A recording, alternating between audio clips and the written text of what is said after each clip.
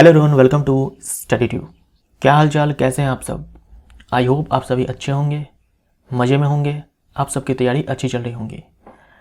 हम लोग इस सीरीज़ में आगे बढ़ेंगे और करेंगे इस वीडियो में इस सीरीज़ का सेट नंबर 29। अब तक हम लोगों ने 28 सेट्स कंप्लीट किए हैं। तो आप में से जो नए हैं, पहली बार इस वीडियो को देख रहे हैं, मैं आपको बता दूँ कि इससे पहले जितने भी सेट्स हुए हैं, यानी कि 28 सेट्स तक, उन सारे को देखने के लिए 5000 MCQ नाम से प्लेलिस्ट मिलेगा। सारे ही प्रीवियस सेट्स आपको उसमें मिल जाएंगे। और इस सीरीज़ के अंदर आने वाले हर वीडियो का जो PDF है, ये अपलोड किया जाता है इस टेलीग्राम चैनल पर। तो ये टेलीग्राम चैनल का ID है। अगर आप PDF डाउनलोड करना चाहते हैं, अब तक जो 28 सेट्स कंप्लीट हो चुके हैं उनके PDF ऑलरेडी अपलोडेड है। और आने वाले हर सेट का जो PDF होगा, जो इस सीरीज़ के अंदर सेट अपलोड किए जाएंगे, उसका PDF वो भी इसी टेलीग्राम चैनल पर अपलोड किए जाएंगे। यहाँ पर QR कोड दिया हुआ है, आप इसे स्कैन करके भी टेलीग्राम चैनल को ज्वाइन कर सकते हैं। तो अगर आप PDF डाउनलोड करना चाहते हैं, इंटरेस्टेड हैं PDF डाउनलोड करने के लिए, तो आप इस टेलीग्राम चैनल को ज़रूर से ज़रूर ज्वाइन कर लें। अब बढ़ते हैं आगे वीडियो में और करते हैं प्रश्नों को। सोनार में हम उपयोग करते हैं। सोनार का मतलब है यहाँ पर SONAR, SONAR, ये सोनार जो कि शॉर्ट फॉर्म है। तो सोनार में हम उपयोग करते हैं पराश्रव्य तरंगों का। पराश्रव्य तरंग बोले तो अल्ट्रासोनिक वेव का। अल्ट्रासोनिक वेव पराश्रव्य तरंग जिसकी जो आवृत्ति होती है वो 20 किलोहर्ट्ज से अधिक होती है। सोनार इसका फुल फॉर्म होता है साउंड नेविगेशन एंड रेंजिंग। ये आपको याद रखना है, एग्जाम में पूछा जाता है। इसमें पड़ा ध्वनि तरंगों का उपयोग किया जाता है। इसकी जो फ्रीक्वेंसी होती है वो 20 किलोहर्ट्ज से ज़्यादा होती है। सोनार का उपयोग किया जाता है जल में स्थित पिंड की दूरी, दिशा, चाल मापने के लिए, समुद्र की गहराई मापने के लिए, जल के अंदर स्थित चट्टानों, घाटियों, पनडुब्बियों, हिमशैल, डूबे हुए जहाज आदि की जानकारी पता करने के लिए इस सोनार का इस्तेमाल किया जाता है। डोबेराइनर के त्रिक की उपलब्धि क्या थी। डोबेराइनर जिन्होंने 3 त्रिक दिए थे, ये 3 त्रिक हैं, लिथियम, सोडियम, पोटेशियम पहला त्रिक, ये दूसरा और ये तीसरा। तो इनकी उपलब्धि क्या थी ये पूछा है। परमाणुओं के आकार का अध्ययन करने का पहला प्रयास। क्या उन्होंने आकार के अध्ययन करने का प्रयास किया था? ऐसा नहीं है। अणुओं की परमाणुकता का अध्ययन करने का पहला प्रयास नहीं है। तत्वों के गुणधर्मों को परमाणु द्रव्यमान के साथ जोड़ने का पहला प्रयास। तो ये हमारा सही आंसर हो जाएगा। इन्होंने कहा था ये जो त्रिक है, इसमें जो लिथियम का जो परमाणु द्रव्यमान है, पोटेशियम का जो परमाणु द्रव्यमान है, इन दोनों का जो औसत द्रव्यमान आएगा वो सोडियम के द्रव्यमान के लगभग बराबर होगा। ऐसा ही इसमें, यानी बीच वाले तत्व का जो परमाणु द्रव्यमान है वो बाकी 2 तत्वों के औसत द्रव्यमान के बराबर होगा, ऐसा उन्होंने कहा था। लेकिन उन्होंने मात्र 3 त्रिक दिए, 3 से ज़्यादा वो त्रिक नहीं ढूंढ पाए। वायु शक्ति में ऊर्जा का कौन सा रूप विद्युत ऊर्जा में परिवर्तित होता है, यानी विंड पावर प्लांट की बात की जा रही है यहाँ पर। विंड पावर प्लांट में कौन सी ऊर्जा को विद्युत ऊर्जा में परिवर्तित किया जाता है, ये आपसे सवाल पूछा गया है। तो यहाँ पर विद्युत ऊर्जा में परिवर्तित किया जाता है गतिज ऊर्जा को। वायु की जो गति होती है, उस गति के प्रयोग से विद्युत ऊर्जा उत्पन्न की जाती है। गति है यानी कि गतिज ऊर्जा है, तो हम बोल सकते हैं गतिज ऊर्जा को विद्युत ऊर्जा में परिवर्तित किया जाता है। निम्नलिखित में से कौन सी गैस प्राचीन पृथ्वी के वायुमंडल में अनुपस्थित थी, यानी जब पृथ्वी का निर्माण हुआ था उस समय बोला गया है कि वायुमंडल में कौन सी गैस जो है अनुपस्थित थी। तो जब पृथ्वी का निर्माण हुआ था उस समय जो प्रचुर मात्रा में गैसेस थी, उनमें है वाटर वेपर, जलवाष्प, उसके बाद अमोनिया, हाइड्रोजन और मीथेन। ये मुख्य रूप से आपको याद रखने हैं। कार्बन डाइऑक्साइड भी यहां पर बोल सकते हो, लेकिन आपके लिए ये 4 जो गैसेस के नाम हैं ये इंपॉर्टेंट है। ऑक्सीजन जो है नहीं थी। जब साइनोबैक्टीरिया धरती पर आए, जब नीलहरित शैवाल जो है धरती पर आए और उसने फोटोसिंथेसिस किया, तब जाकर के वायुमंडल में ऑक्सीजन जो है आना शुरू हुआ। तो सी हमारा आंसर हो जाएगा। बाकी ये सारे बोल सकते हो, मीथेन, अमोनिया, कार्बन डाइऑक्साइड, जलवाष्प, हाइड्रोजन सल्फाइड, ये सब आप बोल सकते हो कि ये सारे थे। ऑक्सीजन जो है नहीं थी। प्रकाश विकिरणों की प्रकृति होती है। लाइट के बारे में आपने सुना होगा, पढ़ा होगा कि लाइट के पास जो है डुअल नेचर है। जो प्रकाश है ये दोहरी प्रकृति का होता है। लाइट जो है डुअल नेचर की होती है। लाइट कुछ ऐसी घटना को दिखाती है जो केवल और केवल एक तरंग ही दिखा सकती है, तो इसलिए हम बोलते हैं कि लाइट जो है वो वेव है। और कुछ ऐसी घटना भी दिखाती है जो केवल और केवल कण ही दिखा सकता है, तो हम बोलते हैं कि लाइट अपने आप में कण भी है। तो लाइट के पास दोनों प्रॉपर्टी है, तो हम बोलते हैं कि लाइट जो है वो दोहरी प्रकृति की होती है, डुअल नेचर की होती है। तो तरंग एवं कण के समान हमारा आंसर हो जाएगा। वो कौन सी घटना है जो केवल और केवल तरंग ही दिखा सकती है? यह है विवर्तन, व्यतिकरण और ध्रुवण। और जो प्रकाश है ये तीनों ही घटनाओं को दिखाता है, और क्योंकि ये तीनों ही घटनाएं केवल तरंग दिखा सकती है तो इसलिए प्रकाश जो है तरंग है। उसके बाद जो प्रकाश विद्युत प्रभाव है, फोटो इलेक्ट्रिक इफेक्ट, ये केवल और केवल कण ही दिखा सकता है, और प्रकाश जो है फोटो इलेक्ट्रिक इफेक्ट को भी दिखाता है, मतलब प्रकाश जो है अपने आप में कण भी है। तो इसलिए बोलते हैं कि जो लाइट है वो वेव भी है, तरंग भी है और पार्टिकल भी है। यहाँ जो कण है, इस कण का मतलब होता है फोटोन। फोटोन जो है ये ऊर्जा की पैकेट है, एनर्जी की पैकेट है। उसके बाद परावर्तन और अपवर्तन। परावर्तन और अपवर्तन हम लाइट को वेव मानते हुए भी प्रूव कर सकते हैं और लाइट को पार्टिकल मानते हुए भी प्रूव कर सकते हैं। नीचे दिए गए कथनों पर विचार कीजिए और सही उत्तर का चयन कीजिए। डोबेराइनर ने त्रिक का नियम दिया, हम लोगों ने जस्ट देखा, सही है। डोबेराइनर ने विभिन्न गुणों वाले तत्वों को समूह में व्यवस्थित करने का प्रयास किया, जिनमें प्रत्येक में 3 तत्व थे। तो हम लोगों ने जस्ट अभी देखा, लिथियम, सोडियम, पोटेशियम, ये 3 तत्व हैं। ऐसे ही उन्होंने 3 त्रिक दिए, तो ये तो सही है, कथन 1 जो है सही है। उसके बाद देखो यहाँ पर लिखा हुआ है, डोबेराइनर ने विभिन्न गुणों वाले तत्वों को नहीं, समान गुणों वाले तत्वों को समूह में व्यवस्थित करने का प्रयास किया और उनका संबंध परमाणु द्रव्यमान से दिखाने की कोशिश की। तो ये जो कथन है ये गलत है, बाकी ये जो है कथन 1 ये सही है। तो केवल कथन 1 सही है, बी हमारा जो है यहाँ पर आंसर सही है। निम्न रंगों के बीच आंख की सुग्राहिता किनके लिए सबसे अधिक है? जो हमारी आंखें हैं वो ज़्यादा सेंसिटिव है, इनमें से किन रंगों के बीच के लिए? तो याद रखिएगा पीला और हरा। पीला और हरा के बीच का जो रंग है प्रकाश का, उसके लिए जो हमारी आंखें वो ज़्यादा सेंसिटिव है, यानी हमारे आंखों के लिए इनके बीच का जो रंग होता है वो सबसे ज़्यादा बोल सकते हो कि लाभदायक है, हानिकारक जो है बहुत ही कम है। निम्न में से कौन मछली नहीं है? देखो स्टार फिश है, सॉ फिश है, पाइप फिश है, गिटार फिश है, सारे में फिश फिश फिश फिश है, लेकिन ये जरूरी नहीं है कि जिसके नाम में फिश हो वो मछली है। तो हमारा आंसर यहाँ पर ए हो जाएगा, स्टार फिश। स्टार फिश जो है भले यहाँ पर फिश है, हम तारा मछली बोलते हैं, लेकिन ये वास्तविक मछली नहीं है। अब इस टेबल में आपको वो सारे मछली दिए हुए हैं जो वास्तव में मछली नहीं है, बस नाम के मछली है, वास्तविक मछली नहीं है, इसलिए हम इसे फॉल्स फिशेज बोलते हैं, अवास्तविक मछली है। जैसे कि जेली फिश, ये फाइलम निडेरिया के जीव है। सिल्वर फिश फाइलम आर्थ्रोपोडा के जीव है। क्रे फिश आर्थ्रोपोडा का जीव है। रेजर फिश फाइलम मोलस्का का जीव है। कटल फिश फाइलम मोलस्का का जीव है। डेविल फिश फाइलम मोलस्का का जीव है। स्टार फिश तारा मछली इकाइनोडर्मेटा का जीव है। हैग फिश फाइलम कोडेटा का जीव है, लेकिन ये मछली नहीं है। जो मछलियाँ होती है वो भी फाइलम कोडेटा में ही आती है, लेकिन वो मत्स्य वर्ग में आती है, कोडेटा फाइलम के मत्स्य वर्ग में। ये हैग फिश है जो फाइलम कोडेटा के जीव तो है, लेकिन वास्तविक मछली नहीं है। नीचे दिए गए कथनों पर विचार कीजिए और सही उत्तर का चयन कीजिए। कथन 1 है, यदि कोई पदार्थ किसी अभिक्रिया के दौरान ऑक्सीजन का त्याग करता है तो उसे अपचयित हुआ कहा जाता है। तो ये आपको एज इट इज रट लेना है, याद रखना है कि अगर कोई पदार्थ अपने से ऑक्सीजन का त्याग करता है, ऑक्सीजन उसको छोड़ करके चला जाता है, तो उसका हो जाता है अपचयन। ऑक्सीजन का भाग जाना यानी कि हो गया अपचयन, ये सही है। कथन 2 है, यदि कोई पदार्थ किसी अभिक्रिया के दौरान हाइड्रोजन ग्रहण करता है तो उसे अपचयित हुआ कहा जाता है, ये भी सही है। ऑक्सीजन का छोड़ करके चला जाना और हाइड्रोजन को ग्रहण कर देना, दोनों केस में अपचयन होगा। तो कथन 1 सत्य है, दोनों कथन सत्य है, डी हमारा आंसर हो जाएगा।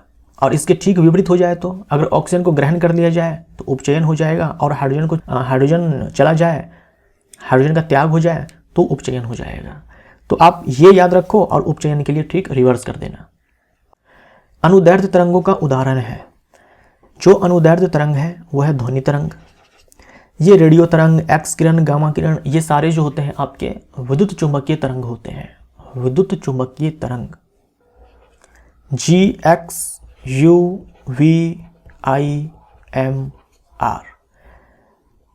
Gamma ray, X ray, ultraviolet रे, विजुअल लाइट, दृश्य प्रकाश जिसमें विबग्योर,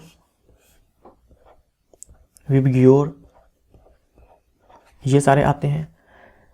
अवरक्त किरण, माइक्रोवेव, सूक्ष्म तरंग और रेडियो वेव, ये सारे जो हैं आपके इलेक्ट्रोमैग्नेटिक वेव्स हैं, विद्युत चुंबकीय तरंग हैं, और इसी को बोलते हैं non mechanical wave. Non mechanical wave, और ये जो नॉन मैकेनिकल वेव्स हैं, इलेक्ट्रोमैग्नेटिक वेव्स हैं, विद्युत चुंबकीय तरंग है, ये होती है ट्रांसवर्स यानी कि अनुप्रस्थ। ये अनुप्रस्थ तरंगे हैं।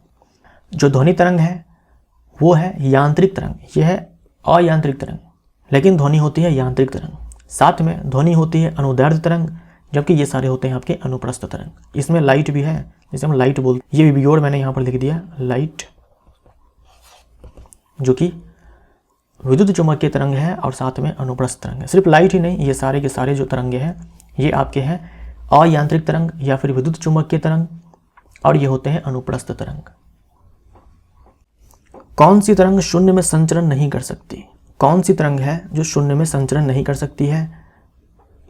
जो अभी आपने जस्ट देखा पिछले स्लाइड में, इलेक्ट्रोमैग्नेटिक वेव, ये निर्वात में भी ट्रेवल कर सकती है। निर्वात का मतलब ये शून्य। प्रकाश आपने देखा कि ये इलेक्ट्रोमैग्नेटिक वेव है। ऊष्मा भी इलेक्ट्रोमैग्नेटिक वेव है, रेडिएशन हम लोग जिसे बोलते हैं, हीट रेडिएशन। इलेक्ट्रोमैग्नेट, देखो इलेक्ट्रोमैग्नेट का मतलब तो होता है करंट कैरिंग सोलेनॉइड, धारावाही परिनालिका, यानी एक चुंबक है ये तो अपने आप में एक पदार्थ है। यहाँ पर होना चाहिए था इलेक्ट्रोमैग्नेटिक तरंग।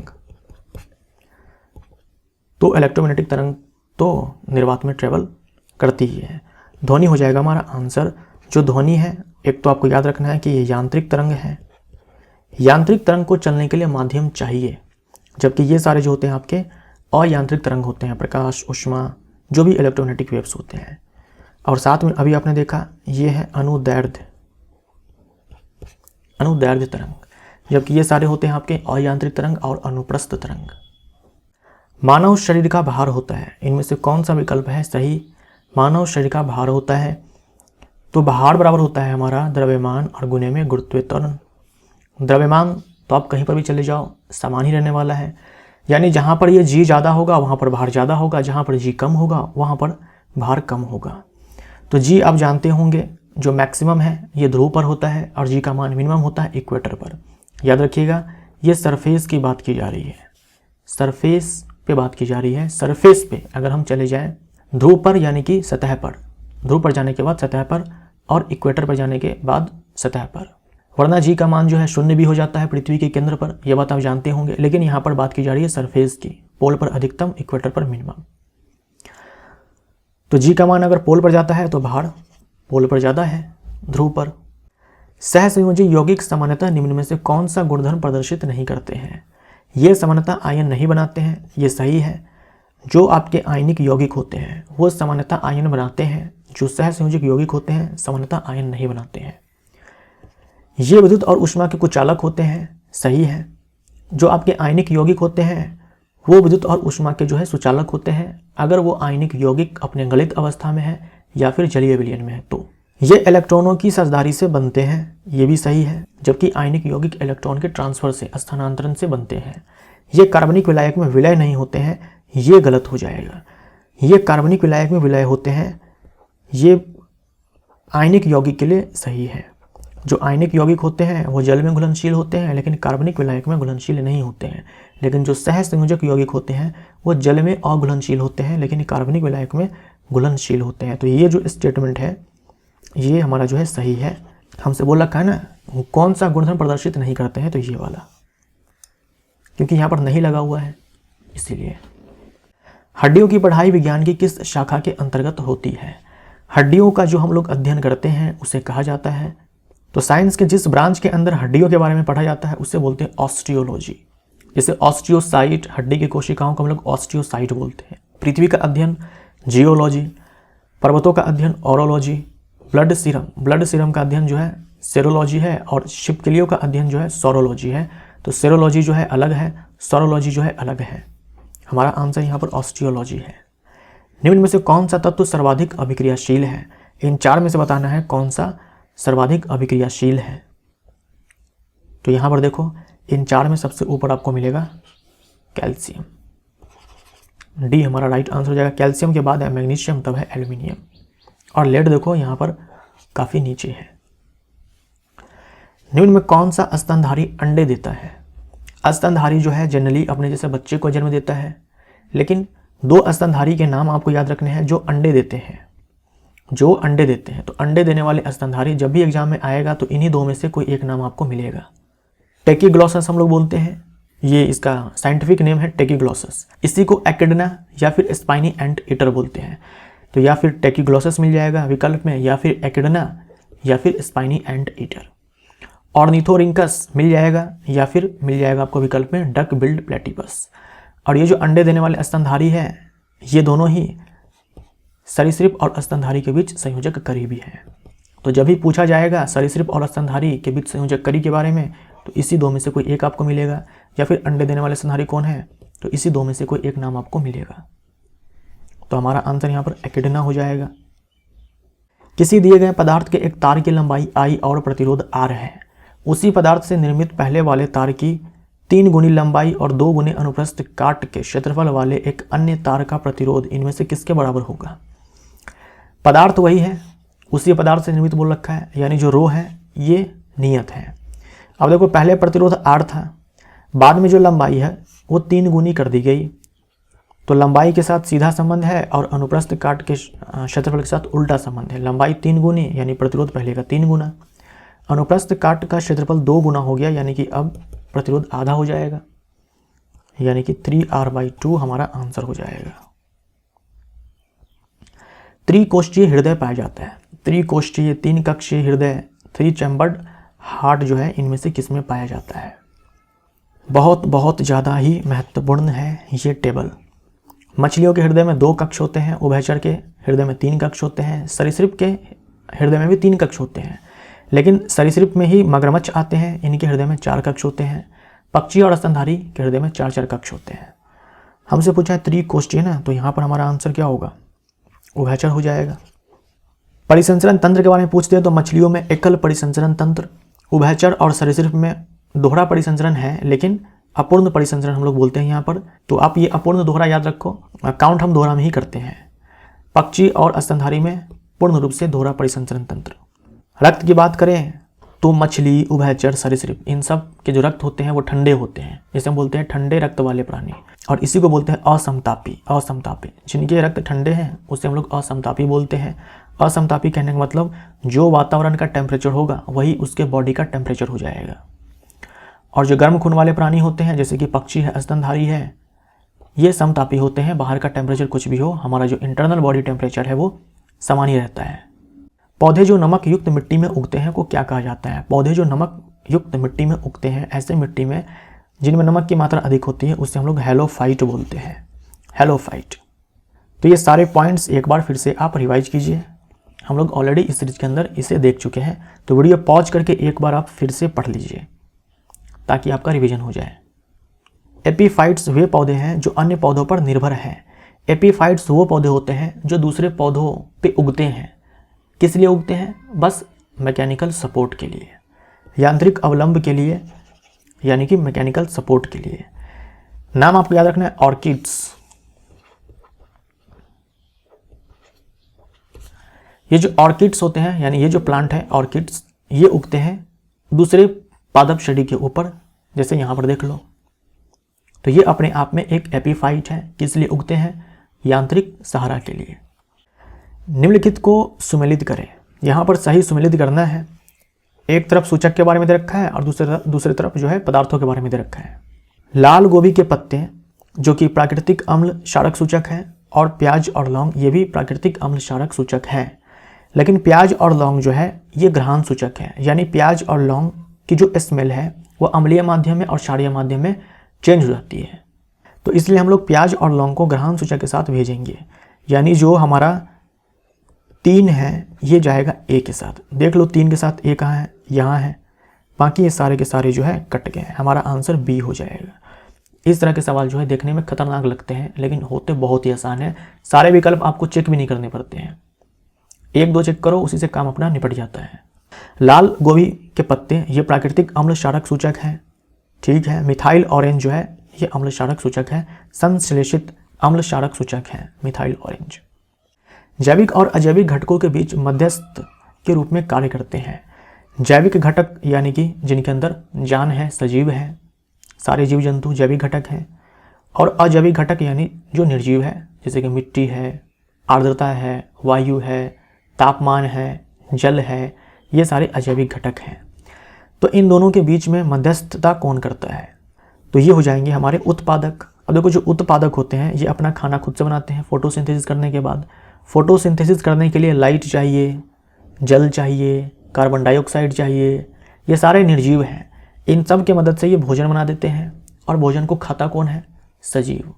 यानी कि जो प्रोड्यूसर है, जो उत्पादक है, जैसे सारे ग्रीन प्लांट्स जैसे कि एल्गी, अजैविक घटक के मदद से जो है वो फोटोसिंथेसिस करते हैं और अपना भोजन बनाते हैं और उन भोजन को खाता कौन है? जैविक घटक। वह फोटोसिंथेसिस करते हैं, अपना ग्रोथ करता है, फिर उस प्लांट को कोई और खा जाता है। वह ताप बिंदु जिस पर ठोस, द्रव और गैसीय अवस्थाएं एक साथ रह सकती है कहलाता है। वो कौन सा टेम्परेचर होता है जिस पर ठोस, द्रव और गैसीय तीनों ही अवस्थाएं जो है एग्जिस्ट करती है, एक साथ रहते हैं, उसे हम लोग बोलते हैं त्रिक बिंदु, ट्रिपल पॉइंट। Triple point. क्वथनांक ये वो टेम्परेचर है जिस पर पदार्थ उबलने लगता है, जिस पर पदार्थ पिघलने लगे। गलनांक जिस ताप पर पदार्थ जमने लगे उसे हम बोलते हैं हिमांक, फ्रीजिंग पॉइंट। लेकिन ट्रिपल पॉइंट ये वो टेम्परेचर है जब पदार्थ ठोस, द्रव और गैस तीनों ही अवस्थाएं में एक साथ होती है। जैसे हम जल की बात करें तो ये ठोस अवस्था में, द्रव अवस्था में और गैसीय अवस्था में, तीनों ही अवस्थाओं में आपको मिलेंगे इस टेम्परेचर पर 0.01 डिग्री सेल्सियस पर। लेकिन प्रेशर कितना है? 0.006 atm। याद रखिएगा ये वायुमंडलीय दबाव नहीं है, एटमॉस्फेरिक प्रेशर नहीं है, एटमॉस्फेरिक प्रेशर से काफ़ी कम है। 0.006 atm पर, इस तापमान पर जो जल है अपने ठोस, द्रव और गैस तीनों ही अवस्थाओं में होता है। ब्लीचिंग पाउडर बनाने में शामिल सही रासायनिक अभिक्रिया की पहचान कीजिए। ब्लीचिंग पाउडर कैसे बनता है? शुष्क बुझे हुए चूने पर जब क्लोरीन गैस प्रवाहित की जाती है तो ब्लीचिंग पाउडर बनता है। अब शुष्क बुझा हुआ चूना हमें एक ही विकल्प में दिख रहा है, ऑप्शन सी में, तो ये हमारा आंसर हो जाएगा। शुष्क बुझे हुए चूने पर क्लोरीन गैस प्रवाहित करने पर ब्लीचिंग पाउडर मिलता है। यह है कैल्शियम हाइपोक्लोराइट, जिसे हम लोग ब्लीचिंग पाउडर बोलते हैं, विरंजक चूर्ण बोलते हैं। आंसर हमारा सी हो जाएगा। ये हमारा आंसर है सी। एसी जनरेटर किस सिद्धांत पर कार्य करता है? एसी जनरेटर बोल दे या फिर डायनेमो बोल दे, ये कार्य करता है विद्युत चुंबकीय प्रेरण के सिद्धांत पर। विद्युत चुंबकीय प्रेरण की खोज की थी माइकल फैराडे ने। Electromagnetic induction. तो यहाँ पर हमारा सेट नंबर 29 समाप्त होता है। मिलते हैं अगले सेट में। Thank you so much.